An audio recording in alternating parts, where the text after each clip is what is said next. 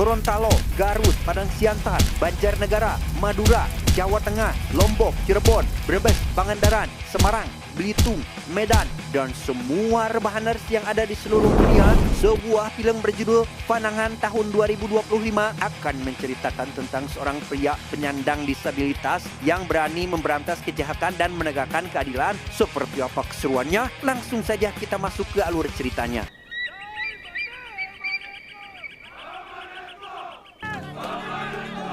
Cerita diawali dengan memperlihatkan beberapa warga yang sedang bergotong royong membawa kembali barang-barang mereka dari dalam sumur yang sangat besar karena sebelumnya daerah yang mereka tinggali mengalami bencana alam, sehingga demi menyelamatkan barang-barang berharganya di waktu itu mereka membawa barangnya tersebut ke dataran lebih tinggi dan memasukkannya ke dalam sumur.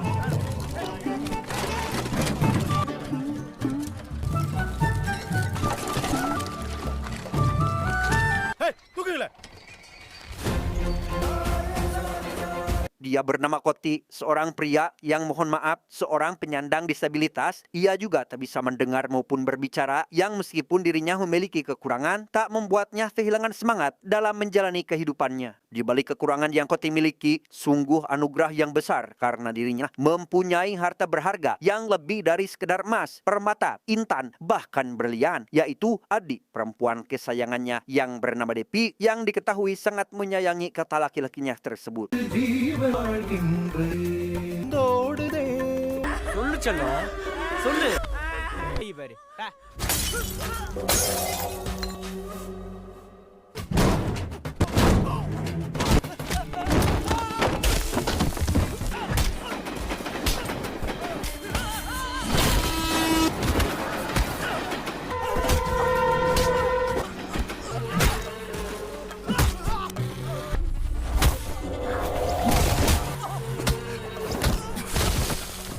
Emosi Koti tak bisa dikontrol lagi, sehingga ia terus-menerus menghajar sekelompok pria itu hingga babak belur dibuatnya, di mana sekelompok pria yang takut akan amarah dan emosi Koti mencoba untuk meminta pertolongan dengan berlari sekencang mungkin menuju sebuah kantor polisi. Namun setibanya di sana, polisi sekalipun tak mampu untuk menahan emosinya.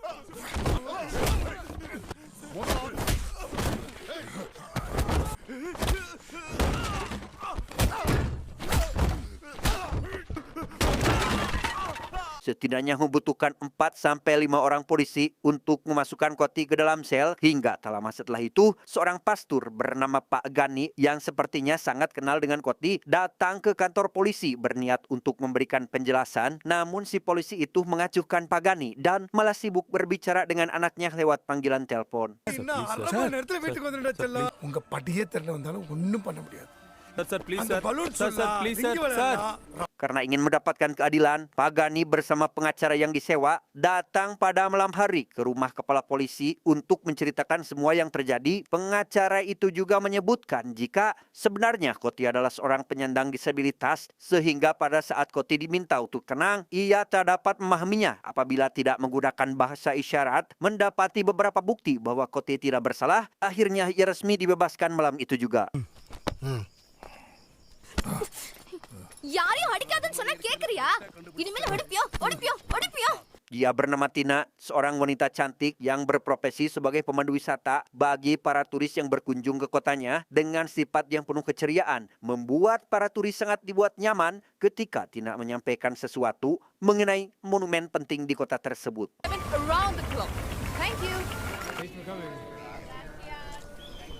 Di samping sebagai pemandu wisata, Koti juga bekerja paruh waktu di sebuah angkutan kapal. Saat itu ia tak sengaja bertemu dengan Tina yang diketahui selalu menggodanya, di mana Koti yang kesal pun tak segan mendorong Tina hingga terjatuh.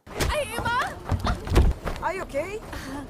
Tak terima atas perbuatan yang dilakukan oleh Koti, Tina mencoba untuk menjahilinya kembali dengan menceritakan kepada seluruh penumpang bahwasannya Koti adalah utusan langsung dari dewa. Oleh karena itu, apabila ingin dilirik langsung oleh utusan dewa, para penumpang harus memberikan sinyal khusus agar dilihatnya. Wait to God.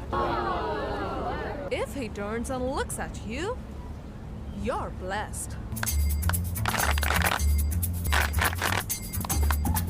Para turis yang benar-benar tidak tahu jika Koti adalah seorang penyandang disabilitas sangat dibuat kegirangan ketika Koti akhirnya melirik ke belakang. Sejenak Koti dibuat kebingungan dengan perilaku aneh para turis tersebut. Akan tetapi ketika ia tersadar bahwa ini adalah ulah perbuatan dari Tina, maka ia memberikan sedikit pelajaran pada wanita jahil tersebut.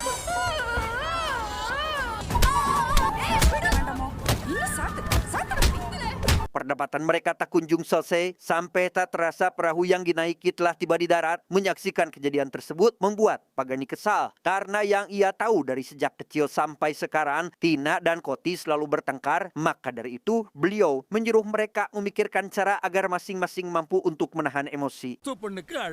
Thank you. Kusuni pala. Tina yang akan memulai pekerjaannya malah dihadapkan dengan para pria kemayu yang memaksa para turis untuk memberikan mereka uang $1.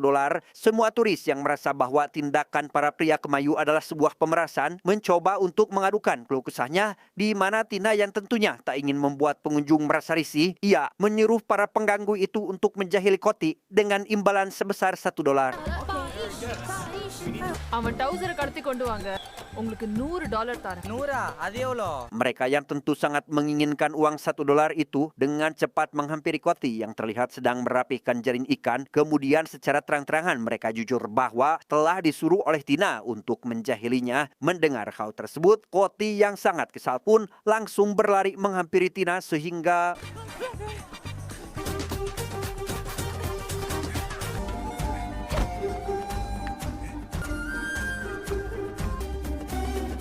aksi kejar-kejaran yang terjadi begitu lama harus berakhir di sebuah salon kecantikan tempat Depi bekerja. Sehingga si pemilik salon yang tak ingin pelanggannya kabur pun meminta kepada Depi untuk segera menyuruh kakaknya pulang.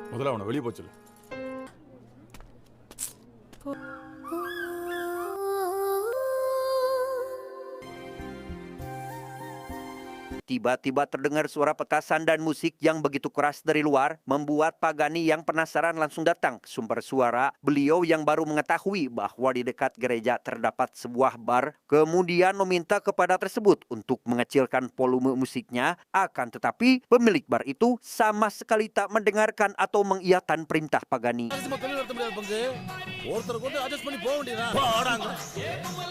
Beliau yang tak ingin ambil pusing memilih untuk pergi dari hadapan si pemilik bar dan kembali memasuki gereja dengan raut muka menyedihkan, di mana Koti yang merasa ada sesuatu yang tidak beres lantas pergi keluar mendatangi bar tersebut.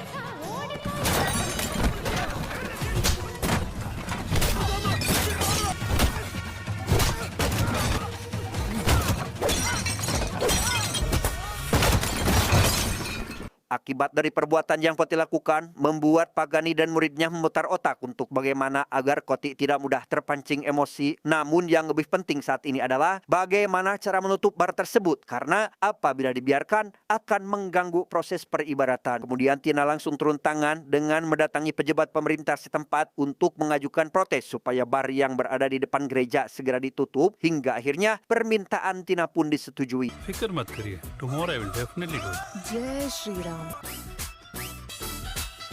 Bertempat di sebuah bis yang sama, satu keanehan terjadi tatkala Tina dan Koti secara tiba-tiba tidak bertengkar. Ternyata benih-benih cinta sudah mulai tumbuh kepada dua sejoli ini. Agar supaya untuk lebih mendekatkan hubungan di antara mereka, Koti mengajak Tina untuk duduk di sebelahnya. Oke.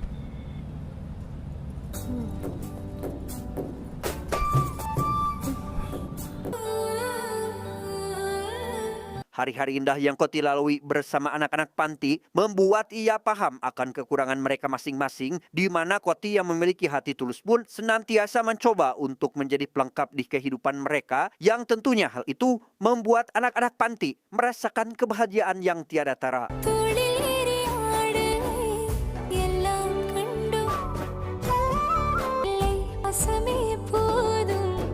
Di tempat yang sama, beberapa gadis yang mohon maaf seorang tunanetra bermaksud akan pergi ke kamar mandi. Secara mengejutkan, ada 3 pria yang colonos masuk ke dalam kamar mandi tanpa sepengetahuan para gadis, di mana ketiga pria itu hendak akan melakukan perbuatan bejat.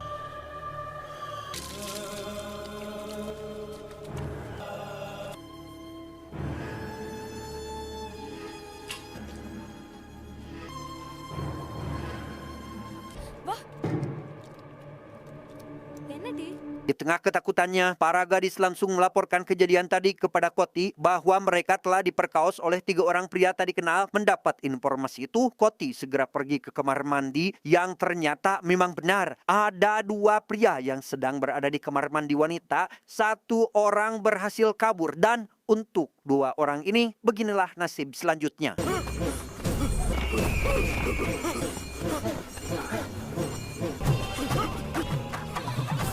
Koti pasti tidak akan membiarkan 2 pria bejat ini lolos dari genggamannya, terus-menerus menghajar mereka hingga tak mampu untuk melakukan perlawanan. Dan setelah kedua pria bejat itu sudah benar-benar tidak berdaya, Koti langsung membawanya ke sebuah bukit. Maka beginilah nasibnya.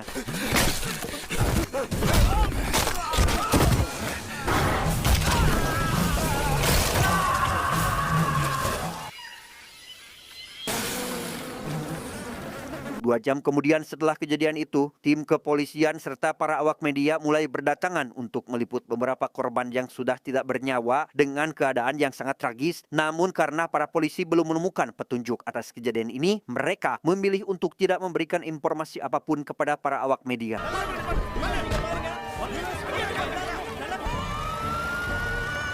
Demi menemukan bukti, hal yang paling utama dilakukan polisi adalah dengan cara mengumpulkan beberapa pekerja panti asuhan untuk dilakukan interogasi, di mana proses interogasi tersebut berlangsung dengan sangat lancar hingga ketika giliran Koti yang diinterogasi, ia memilih untuk jujur bahwa dia adalah pelakunya. நான் தான் பண்ணேன்னு சொல்லுங்க sir.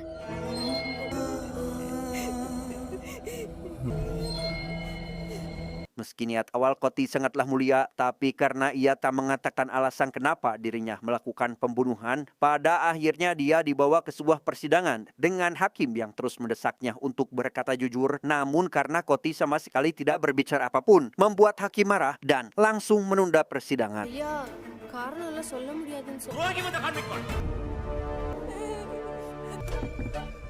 Karena Koti tak kunjung memberitahukan alasannya, dengan sangat terpaksa ia dibawa ke bangsal narapidana paling ketat di India. Dan dengan kedatangannya ke sana, membuat seluruh napi merasa kegirangan karena mengira jika Koti akan menjadi penguasa di tempat tersebut.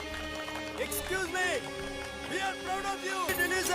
This is one of the epic battles in our whole career, sir. Kasus Koti yang sangat rumit ini memancing seorang perwira polisi, kita panggil saja Pak Polisi, dibuat sangat tertarik atas kasus ini sehingga tanpa berlama-lama Pak Polisi mulai melakukan penyelidikan dengan langsung mendatangi pemilik panti asuhan dan memintanya untuk berkata jujur mengenai kejadian yang sebenarnya. Akan tetapi pemilik panti yang benar-benar tidak tahu menahu mengenai kejadian itu pun tidak bisa memberikan jawaban yang diinginkan sehingga membuat Pak Polisi kesal dan memberikan sebuah peringatan keras. அது எதுவும் நடக்காம இருக்கணும்னா அது உங்க கையில தான் இருக்கு. இதை நீங்க வாங்கிக்கலாம், ரெக்வஸ்டாவும் எடுத்துக்கலாம். Seminggu kemudian, Depi, Tina, dan juga Pak Gani menghampiri Koti untuk sekedar membujuknya agar Koti menceritakan alasan kenapa dirinya nekat melakukan aksi pembunuhan. Tapi untuk kesekian kalinya, Koti memilih bungkam dan tak menceritakan apapun. எதுக்கு நான் இப்படி எல்லாம் பண்ணுதேன்? போலாம். Tiap orang datang silih berganti lagi dan lagi untuk meminta alasan kenapa Koti melakukan hal tersebut. Tapi tetap saja Koti sama sekali tak menceritakan apapun. Pak Polisi tak menyerah begitu saja. Ia kembali menginterogasi orang-orang terdekat Koti, di mana jawaban mereka sama, yaitu tidak tahu. Dan karena hal itu pula, Pak Polisi terpaksa membawa Koti ke rumah sakit untuk dilakukan tindakan bius.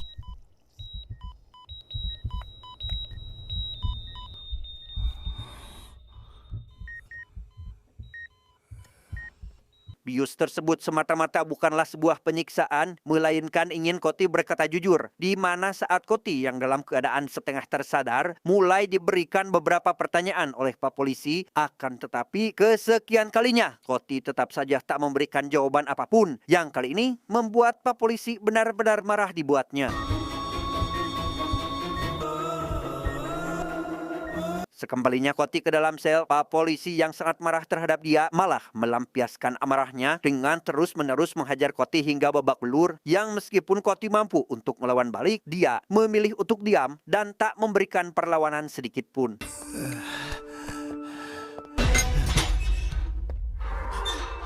Karena tidak adanya bukti kuat yang merujuk terhadap Koti sebagai seorang pembunuh, ia pun lantas dibebaskan, di mana kepulangan Koti ke rumah langsung disambut hangat oleh beberapa warga, terutama keluarga Koti sendiri. Dengan dibebaskannya Koti saat ini, ia semakin memperketat keamanan panti, namun tindakan Koti yang berlebihan itu membuat semua orang yang berada di dalam panti malah dibuat ketakutan olehnya.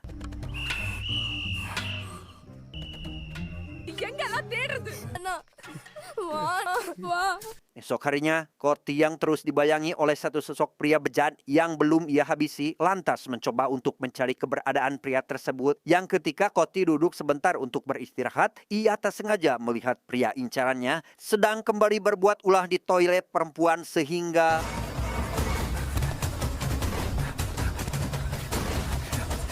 aksi kejar-kejaran pun tak terelakkan lagi. Koti yang terus berusaha untuk mengejar pria bejat itu malah harus kehilangan jejak tatkala terhalang dengan kekurangan dalam pendengaran yang Koti miliki, membuatnya tak sadar jika si pria bejat berada di toko sebelahnya.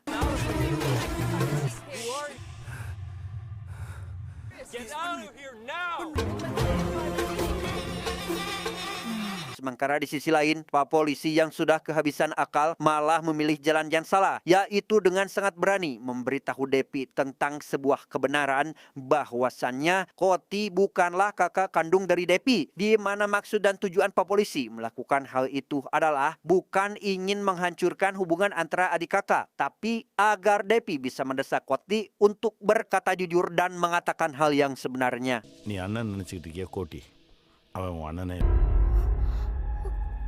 Sir இப்படி போட்டு குழப்பதிய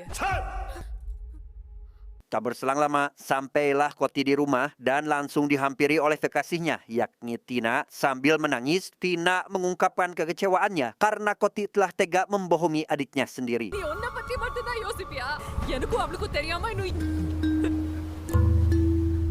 Mengetahui fakta tersebut, Depi sama sekali tidak marah pada katanya itu, malah ia berusaha menenangkannya dan ia akan tetap menyayangi dengan syarat pada detik itu juga Koti harus berbicara jujur kenapa dia melakukan aksi pembunuhan tersebut. இன்னொருத்தரை கொல்ல போறியா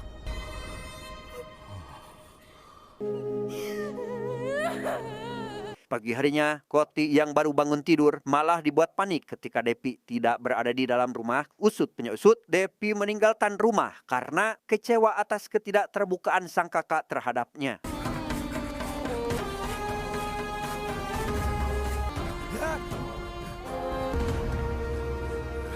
Di tengah kegelisahan Koti, ia tiba-tiba dihampiri seorang pria yang tiada lain adalah ayah Tina. Si ayah memberitahu Koti jika saat ini Depi berada di rumah biarawati. Mendapat kabar baik itu, Koti segera pergi menuju tempat tujuan.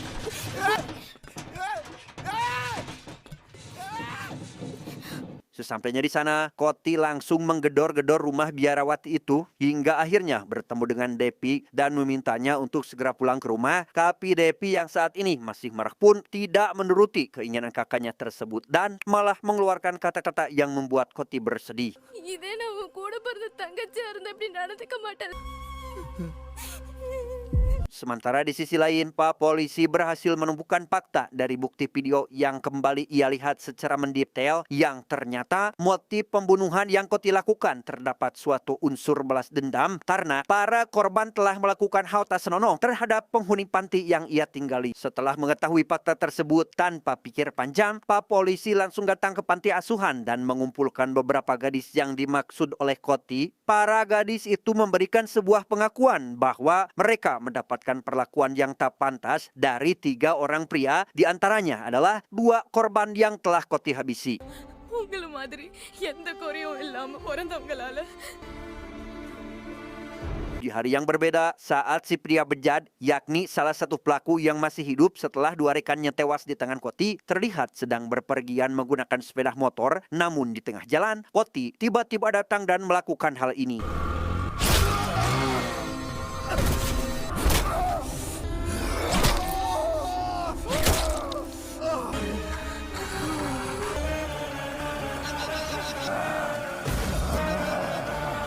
Koti yang tahu bahwa perbuatannya adalah sebagian dari tindak kejahatan lantas datang ke kantor polisi dan mengakui perbuatannya kembali yang atas pengakuannya tersebut sudah pasti membuat Depi bersedih kemudian menangis sejadi-jadinya. Sebelum sidang dilakukan, Pak polisi yang kini berada di pihak Koti pun segera mengumpulkan beberapa gadis panti guna memberi kesaksian hukum pada proses persidangan yang akan dilakukan.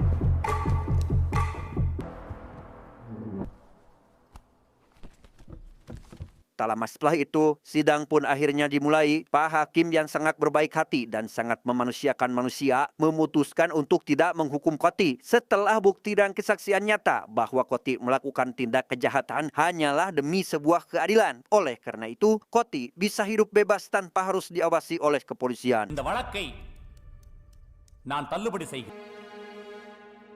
Case dismissed. Di saat Koti baru mendapatkan kebahagiaannya lagi, ia malah harus dibuat terpukul tatkala adik satu-satunya ditemukan tak bernyawa di dalam sumur, di mana dengan meninggalnya Depi membuat Koti bahkan para warga sangat terpukul seakan tak percaya jika kehidupan gadis baik seperti Depi berakhir sangat mengenaskan.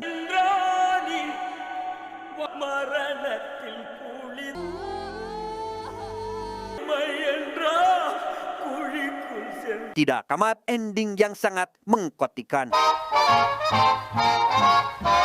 Kematian Depi menjadi sebuah misteri terkait alasan kenapa Depi meninggal di dalam sumur. Akankah ini akan menjadi spoiler untuk panagaan season berikutnya? Dan untuk mengetahui alasannya, jangan lupa untuk terus memantau updatean terbaru channel IQ7 India. Pesan yang bisa kita ambil dari film ini adalah keadilan bukanlah sebuah hadiah, melainkan hasil perjuangan yang tak kenal lelah. Kebenaran bisa saja tersembunyi, tapi tetaplah keadilan harus diperjuangkan hingga terang benderang.